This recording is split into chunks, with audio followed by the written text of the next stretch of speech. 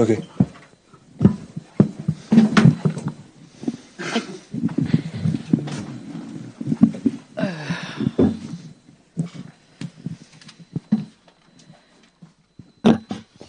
C'est OK pour la trad, on nous entend? Oui, vous m'entendez? Très bien, merci. Allez, on démarre. Qui veut démarrer? Ouais, Flo. Bon, question simple sur l'ambition d'être sixième. Est-ce que cette victoire contre Lorient et le match nul de Lens fait qu'il y a un vrai espoir au sein des joueurs, du vestiaire, de se dire on peut sauver la saison avec cette sixième place? Bom, uma pergunta sobre a ambição de ser sexto da Liga. Depois, os resultados do Lorient e Lens, isto dá aí um pouco de esperança para vocês a obter este ponto sexto na Liga. Creio que sim, com certeza. A gente tem que ter essa ambição, a gente tem que buscar essa classificação para salvar sim o que a gente não fez, talvez o que a gente deixou a desejar no campeonato. E a gente vai com certeza forte para buscar essas duas vitórias e terminar o ano com essa classificação. Oui, certainement. Je crois que nous devons avoir cette ambition, ce qu'on doit chercher pour être sixième dans les classements, et pour sauver ces résultats récents dans le championnat. Et nous irons certainement pour aller chercher ces deux dernières victoires et terminer l'année avec de la positivité. Gilles. Oui, comment faire pour gagner à l'extérieur? Parce que vous avez eu beaucoup de difficultés cette saison à réussir. Et qu'est-ce qui vous a manqué? Est-ce que vous arrivez à l'expliquer, ce manque de résultats à l'extérieur? Como explica a vocês a dificuldade fora da casa de ter resultados, de vencer fora da casa? Acho que nós fomos muito fortes em casa e realmente fora a gente deixou a desejar um pouco. Mas eu acho que o que a gente tem que fazer é ir forte para esses dois jogos, independente, a gente pensar que está em casa, talvez na casa do adversário, mas ir o mais forte possível, concentrado, sabendo que a gente deve isso para a torcida. E eu acho que isso é uma motivação, dar essa felicidade de na próxima temporada a gente jogar um campeonato europeu e estar sempre junto com eles e estar sempre contando com seu apoio. Eu acho que isso vai deixar eles contentes para terminar uma temporada que nós deixamos talvez a desejar um pouco. Je crois qu'on est très fort ici à Marseille, mais peut-être à l'extérieur, on manque un peu de concentration, mais aussi c'est les supporters ici à Marseille qui nous donnent la force de jouer devant eux. C'est eux qui nous motivent à jouer dans chaque match. Et grâce à Dieu et grâce à eux, on jouera dans l'Europe encore la saison prochaine. Du coup, encore, je les remercie pour leur motivation et on compte sur eux pour nous soutenir la saison prochaine. Rudy. Bonjour, depuis que tu es arrivé au club, tu as eu des hauts, des bas, là tu termines la saison assez fort. Comment toi tu juges ta saison personnellement? Como você julga a sua primeira temporada aqui no Marselha? Você tem algumas baixas e momentos fortes. E agora está jogando forte no final da temporada. Como você explica isso? Eu acho que acabou sendo uma surpresa para mim também, acabar tendo que jogar nesse posto, né? Mas eu estou feliz, eu acho que eu fiz desde quando eu cheguei, venho fazendo bons jogos, venho ajudando a equipe. Acho que é isso, eu termino a temporada feliz, satisfeito com os jogos que eu fiz e espero ter mais minutos nesses dois últimos jogos para poder terminar, acho que ainda melhor. Mas eu acho que foi uma boa metade de temporada desde que cheguei até agora. Pour moi aussi, c'était une surprise de finir par jouer dans cette position. Mais en gros, je suis heureux. je pense que j'ai fait une assez bonne saison depuis que je suis arrivé ici en France. J'ai pu aider l'équipe. Je pense que ça, c'est le plus important. Je suis satisfait de mon performance pendant la saison et j'espère pouvoir jouer plus de minutes dans les derniers 2 matchs pour encore aider l'équipe et finir mieux avec l'équipe. Bruno. Oui, bonjour Luis Enrique. Je voulais justement poursuivre là-dessus. Vous dites, vous, être surpris de votre niveau en jouant à des postes totalement inhabituels pour vous, et c'est vrai que c'est une belle surprise. Est-ce que vous avez l'impression d'avoir quelque part relancé un peu votre carrière? Parce que même au Brésil, vous jouiez moins là ces derniers temps avant de revenir à l'OM. Et est-ce que ça vous donne envie de rester la saison prochaine? Você tem dito que estava surpresa do câmbio de posicionamento e agora você joga na posição nova. Você acha que aí é como relançado a carreira, porque já em Brasil também jogavas muito menos e agora estás começando a ter uma carreira muito promessa? Eu creio que tudo faz parte. Essa minha ida ao Brasil, como eu já falei em outras vezes, me fez muito bem. Acho que eu voltei com a cabeça mais tranquila, mais confiante. E é tanto que fiz posições que eu nunca tinha feito. Mas eu fiquei confortável nessas posições, pude ajudar a equipe jogando em posições diferentes. E eu acho que isso é um bom recomeço no Marseille. Eu acho que para os próximos treinadores acreditar em mim, para o próprio treinador que a gente tem agora poder ter confiança em me colocar, não importa qual seja a posição.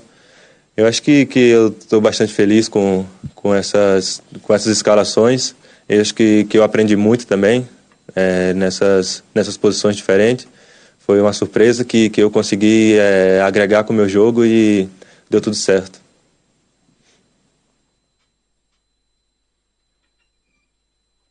Oui, certainement, ça fait partie du voyage, non? Depuis que je suis revenu de Brésil, je suis plus calme, j'ai la tête plus tranquille. Je suis plus confiant en moi-même et ça fait la différence. Et là que j'ai dû tester dans certaines positions nouvelles, je me sens plus à l'aise maintenant qu'avant. Et j'ai pu aider l'équipe en jouant de différents postes. Je pense que c'est un bon niveau de départ pour moi en France, à Marseille. Et je crois avec le nouveau entraîneur aussi, il me fait confiance et il me met à l'aise dans quelle que soit la position dans laquelle je joue. Et là, c'est le plus important, que c'est pour aider l'équipe et d'ajouter encore plus des astuces à mon jeu. Abi. Oui, bonjour. Qu'est-ce que tu dois à Jean-Louis Gasset? Est-ce que c'est lui qui t'a repositionné dans ce poste nouveau? Et qu'est-ce que tu peux dire de ton coach, Jean-Louis Gasset? Qu'est-ce que tu peux en parler? O que pode dizer sobre o Jean-Louis Gasset, o treinador? Ele cambiou sua posição e geralmente o que pode dizer sobre ele? Eu acho que é um treinador muito experiente, é um verdadeiro pai assim para todos os jogadores, cuida muito bem de todos. E eu acho que quando eu cheguei, até com o Gattuso, ele me colocou em algumas outras posições também. Eu acho que o Jean também viu acho que um potencial meu fisicamente de poder estar atuando nessa posição que exige muito defensivo e ofensivo. Eu acho que ele teve a confiança de me colocar ali e viu que eu também fui bem.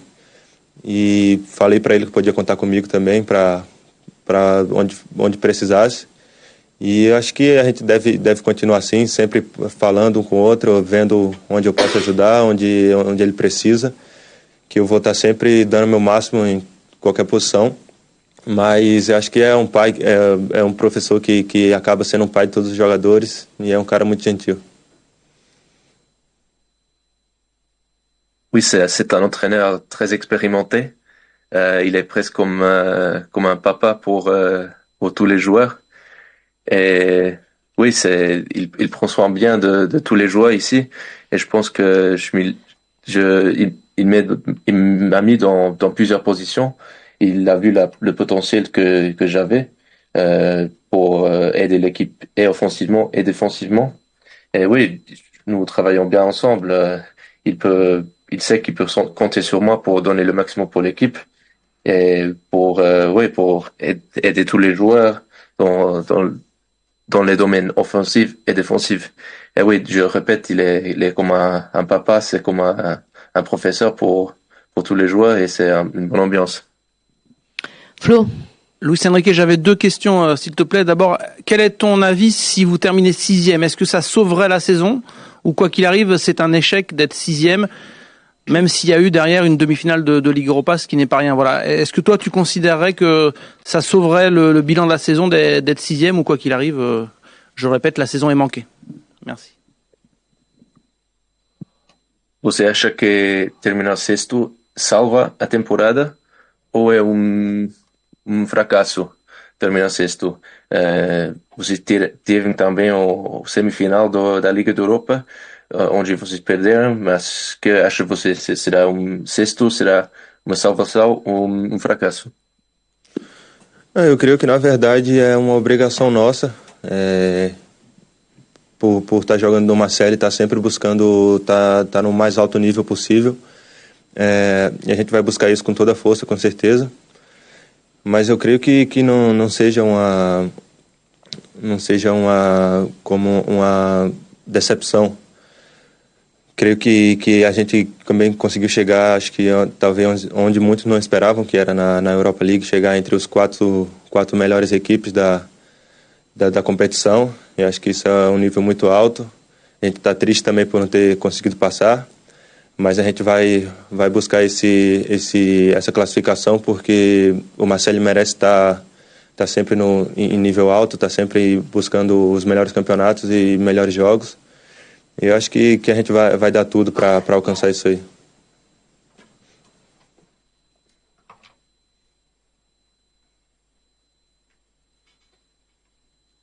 Oui, c'est une obligation pour nous. On cherche toujours à être le meilleur de notre niveau. Et je crois que l'objectif, c'est toujours de terminer le plus haut que possible. Et nous allons donner tout pour terminer en 6e. Je dirais pas que c'est un échec, mais on est quand même déçus. Par contre, nous avons terminé dans les demi-finales de la Ligue d'Europe. On est quand même parmi les 4 meilleures équipes de cette compétition, malgré le fait qu'on soit triste de pas passer à la finale. On va donner tout la saison prochaine aussi afin d'améliorer ça. Et oui, nous cherchons et nous exigeons de terminer le plus haut possible et donner tout dans les 2 derniers matchs afin d'avoir ce succès-là. Et mon autre question à Luis Enrique, ça a été un peu posé par un collègue concernant ton envie ou pas de rester. Je vais être encore plus concret. Est-ce que le club t'a bien proposé une prolongation de contrat, comme ça a été évoqué, et est-ce que tu as répondu oui, non, ou on verra?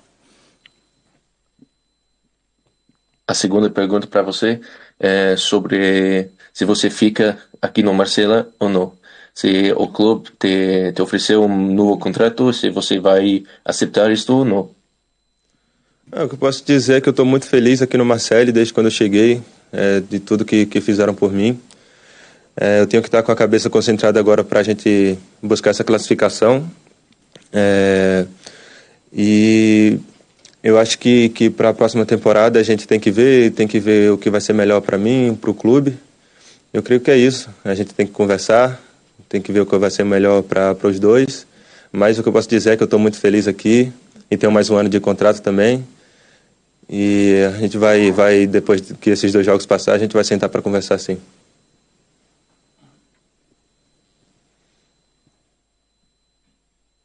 Oui, je suis très content ici à Marseille, avec tout ce qu'ils ont fait pour moi, et je suis très content ici au club.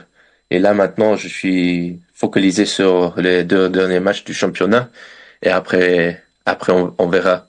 Je pense que nous allons tout donner dans ces 2 matchs, et je crois que oui, après on peut commencer à avoir des contrats, et on va faire tout ce qui est le meilleur, et pour moi et pour le club, mais on commencera à avoir les discussions après ces matchs.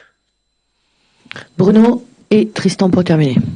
Oui, 2 petites questions. La première, est-ce que tu avais déjà joué à ce poste-là, là, d'excentré, comme l'on dit, sur le côté gauche ou même dans la défense à 4 arrière? Est-ce que ça t'est déjà arrivé durant ta formation ou chez les pros, s'il te plaît? Sim, uma pergunta. Você já tem jogado esta posição nas formações anteriores, quando você era mais jovem nas academias e tudo, talvez de lateral esquerdo, uma posição parecida? Não, foi a primeira vez. Nunca tinha jogado assim. Já tinha jogado aqui como quando a gente joga com 3 defensores e de pistão, mas de lateral mesmo foi a primeira vez que me chegou para jogar contra o Benfica. Eu acho que eu tive que jogar nas duas. E é uma surpresa, é um aprendizado, mas eu nunca tinha jogado. Non, jamais. C'était ma première fois de toute ma carrière en défense de 4. Cependant, j'avais joué une ou deux fois en entraînement dans une défense de 3 ou 5, comme le piston gauche. Mais vraiment dans la défense de 4, le match là face à Benfica, c'était ma première fois. Et on l'a dit, il y a un objectif collectif là d'aller chercher la 6e place. Et il y a probablement un objectif individuel pour Pierre-Emerick Aubameyang d'aller, si possible, chercher le record de Drogba. Il lui manque 3 buts pour l'égaler. Est-ce que vous en parlez entre vous? Est-ce que vous lui dites on va t'y amener à ce record également? Est-ce que depuis quelques jours vous en parlez ou pas dans le vestiaire, s'il te plaît?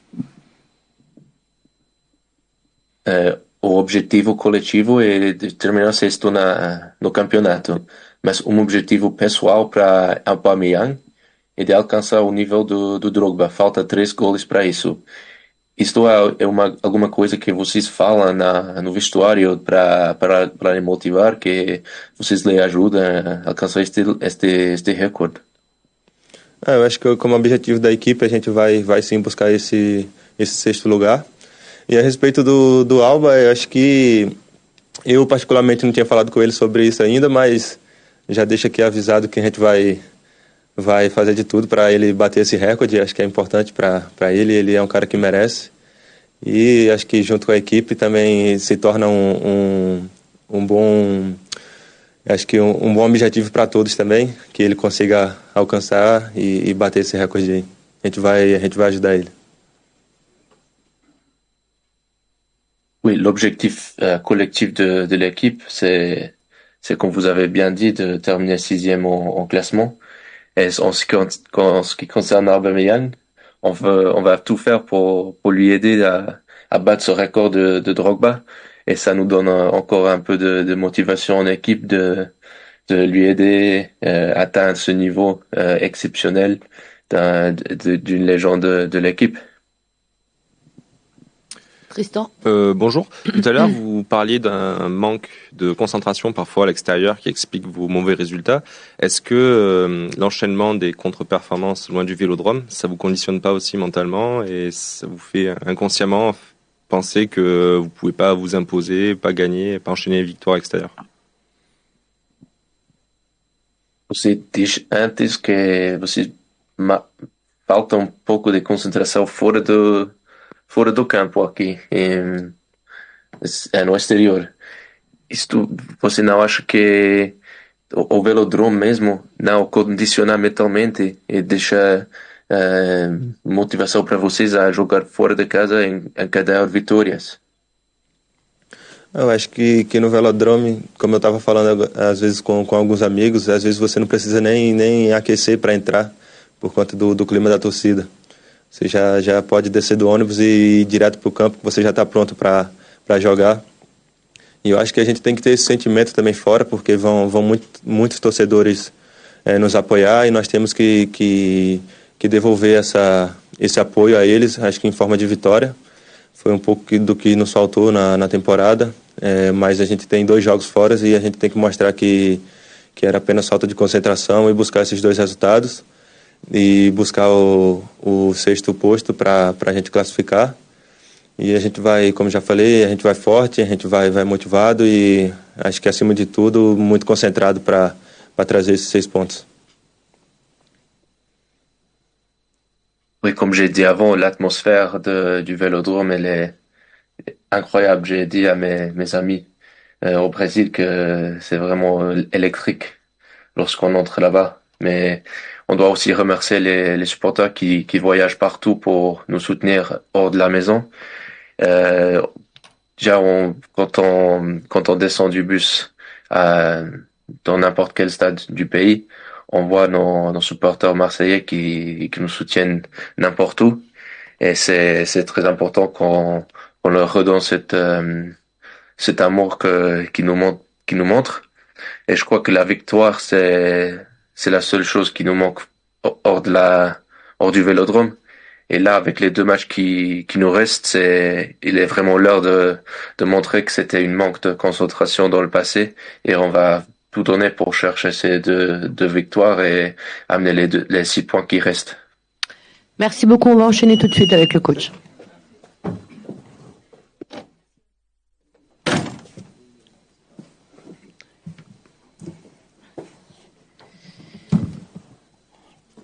C'est pas pratique ça. Michel. Bonjour Jean-Louis. Bonjour. Bon, il reste 2 matchs, 2 déplacements. Est-ce que vous avez la recette pour faire en 2 matchs ce que l'OM n'est pas arrivé à faire depuis le début de la saison, c'est-à-dire gagner 2 fois consécutivement en déplacement? Déjà, on va faire dans l'ordre. On va faire le premier. Donc, on va changer un peu les habitudes. D'habitude, on partait le matin du match. Donc là, suite au match de Lorient, on a pris la décision avec la direction de partir cet après-midi pour arriver à l'hôtel ce soir, être tranquille et demain matin avoir une discussion individuelle avec tous les joueurs pour qu'on sache physiquement, mentalement, les gens concernés pour l'importance de ce match de demain. Demain, il faut que à 23h, on soit virtuellement européen. Tristan. Bonjour Jean-Louis. Toujours sur cette problématique des matchs à l'extérieur, est-ce que, comme le cerveau commande le corps, est-ce que l'enchaînement des mauvais résultats à l'extérieur, ça conditionne pas vos joueurs à en faire inconsciemment moins sur le terrain lorsque vous êtes loin du Vélodrome? Il faut trouver le remède. Il y a un remède à tout dans la vie. Donc il faut trouver le remède. On est le 15 mai demain et on a encore notre destin entre nos mains et nos pieds. Donc la prise de conscience, elle est jamais trop tard. Il faut juste appuyer sur les bons boutons pour faire prendre l'importance de ce match. Et une autre question, mais qui n'a pas de rapport avec ce match-là. Vous avez connu à Paris, à Saint-Etienne et Montpellier ce qui se fait de mieux en termes de formation en France. Est-ce que lors de vos 3 mois à Marseille, vous avez pu jeter un œil à ce qui se fait ici au centre de formation et comment vous jugez la formation marseillaise qu'on critique souvent mais qui a des résultats ces derniers temps? C'est notre dada d'aller voir les jeunes. Dans tous les clubs où on est passé, on a toujours découvert des pépites, comme on dit. Là, on a trouvé une équipe de 19 ans, une bonne génération, très forte. Et d'ailleurs, à ce niveau-là, je suis allé les voir ce matin à l'entraînement. Ils vont jouer les quarts de finale des playoffs et la finale de la Coupe Gambardella sans leurs 3 internationaux qui sont partis au championnat d'Europe. Ce qui est, à mon avis, très étonnant. C'est vrai que l'équipe de France, c'est important, mais on aurait pu ou on aurait dû regarder les calendriers pour que l'Olympique de Marseille se présente dans ces matchs de fin de saison qui sont cruciaux pour le club parce que gagner la Gambardella, c'est toujours quelque chose d'important dans la carrière. Et là, ce matin, quand j'ai vu l'équipe mise en place, elle était sans les 3 joueurs qu'on avait pris à l'entraînement. Et on m'a dit, mais non, ils sont avec la sélection. Je trouve ça assez moyen. Mathieu. Bonjour coach. Bonjour. Vous parlez du point individuel demain qui sera fait. Moi, je voulais vous parler des vos 3 joueurs un peu bonus qui n'étaient pas inscrits sur la Ligue pour la Ligue Europa. Comment vous les avez concernés ces derniers mois, ces dernières semaines, notamment parce qu'ils étaient quand même un peu mis de côté sur l'aventure européenne, sur l'épopée européenne, et comment il a fallu pour vous et le staff les préserver pour ce sprint final où ils auront leur rôle à jouer? Les joueurs sont conscients que nous, on n'y est pour rien. Le fait qu'ils ne soient pas inscrits sur la liste, on a continué à les entraîner. On a fait des oppositions avec l'équipe réserve pour maintenir le rythme, même si on sait qu'il n'y a que la compétition qui donne ce rythme. Mais personnellement, je les ai toujours concernés en leur disant je vais avoir besoin de vous. Dans le sprint final, j'aurai besoin de vous. Et, la période de 10 jours de Coupe d'Europe, on les a pas laissés tomber. On faisait de l'entraînement individuel, on s'occupait d'eux, c'est le staff des pros qui le prenait. Et c'est juste les oppositions avec la CFA qui les mettaient en condition. Oui, qui continue à travailler parce qu'une fois que le cycle européen était fini, il fallait que je puisse les intégrer. Oui. Loïc Pérez, France 3, bonjour coach. Là, je sais que vous avez l'esprit dans les 2 matchs à venir, mais quand vous regardez un petit peu dans le rétroviseur, vous regardez un peu cette saison, il y a eu quelques déceptions, beaucoup de belles surprises en montagne russe globalement. Qu'est-ce que vous en dites en ayant à l'esprit que c'est peut-être l'un des points finaux de votre carrière? Qu'est-ce que vous en dites de cette saison? Je juge sur ce que j'ai accompli. Quand vous arrivez fin février, vous fixez un objectif de gagner le plus de matchs européens possible, de passer le plus de tours et de prendre le plus de points pour finir à la place la plus haute qu'on peut. Aujourd'hui, si on finit européen et qu'on soit allé en demi-finale de la Coupe d'Europe, je pourrais partir avec la conscience tranquille. Bruno. Coach, bonjour. Avant de vous poser mes 2 questions, est-ce qu'on peut avoir un point sur le groupe, s'il vous plaît? Ça fait 3. Alors j'ai 3 questions, s'il vous plaît. Savoir notamment pour Unai, parce que je crois bien qu'il n'était pas sur la feuille de match. Oui. Il était dans votre groupe élargi, mais pas sur la feuille de match dimanche. Est-ce que c'était un choix ou est-ce qu'il était blessé? Vous nous en avez parlé de temps en temps d'Unai, justement. S'il vous plaît. Et est-ce qu'il n'y a pas d'autres blessés? Je ne sais pas. Et vous récupérez Balerdi, du coup. Voilà. Vous savez tout, alors. Donc on récupère Balerdi, on perd Samuel Gigot, qui est sorti un problème de hanche. Il est sorti à un quart d'heure de la fin, je crois. Unai avait une contracture à la cuisse pour le match de Lorient. Là, je l'ai vu faire le footing, je pense qu'il va s'entraîner. Amin Harit a une contracture au mollet.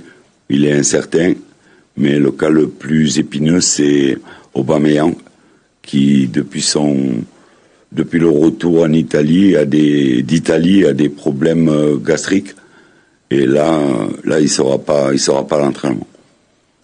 Forfait pour demain ou il vient avec vous et vous verrez? Non, pas forfait, il vient avec nous. On est en train de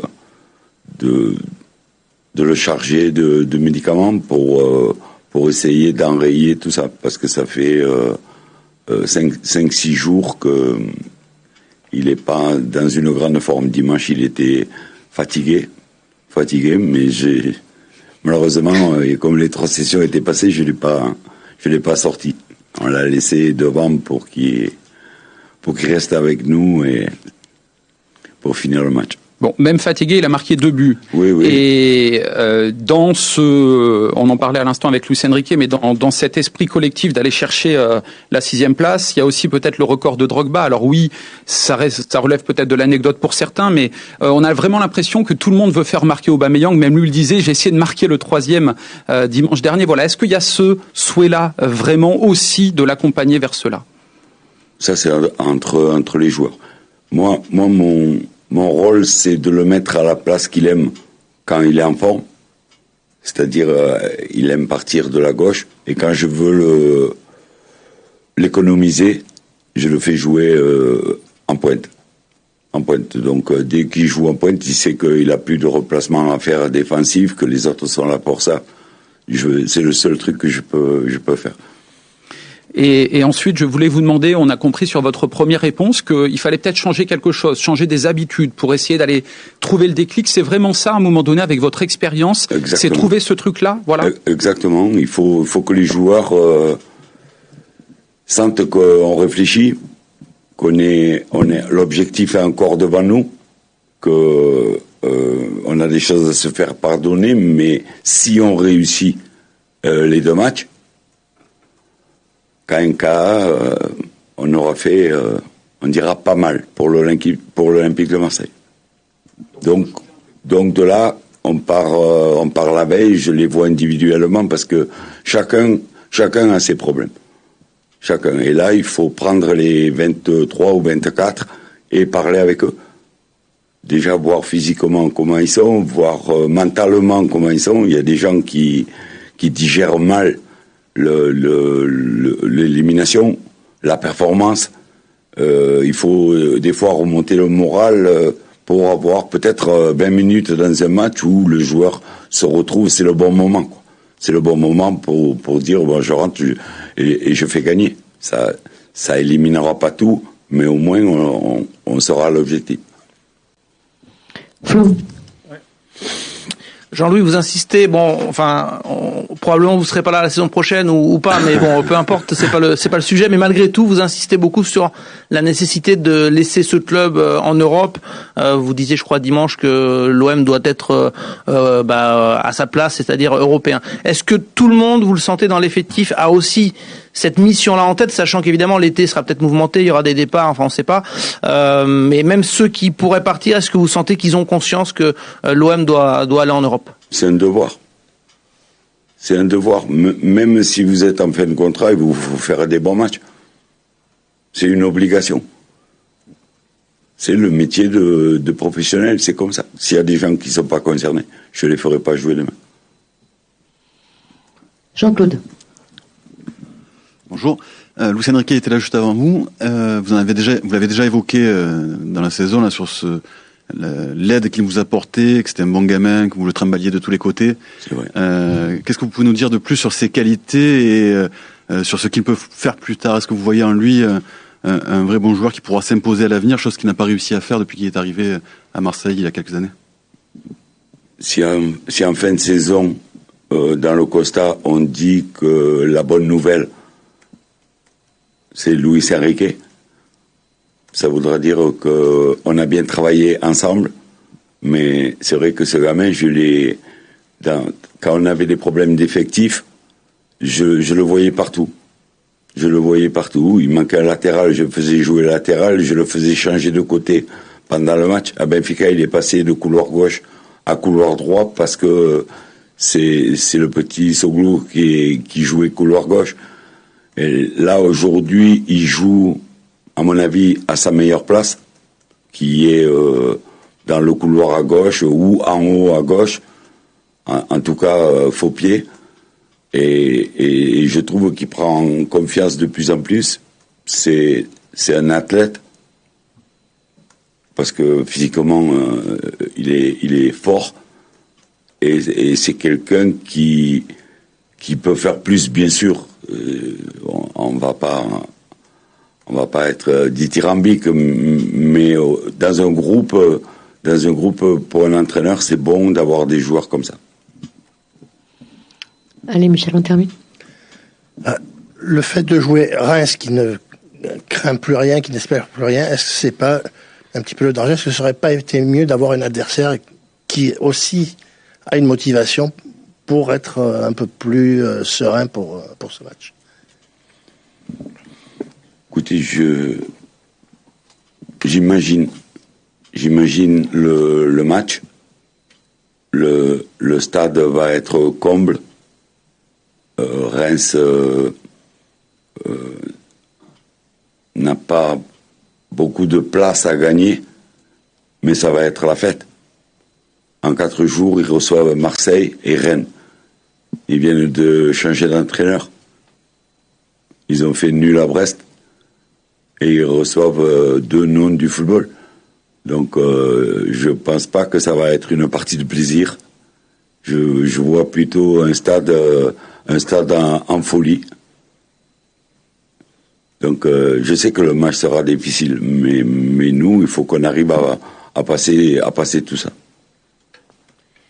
Et merci beaucoup. Merci.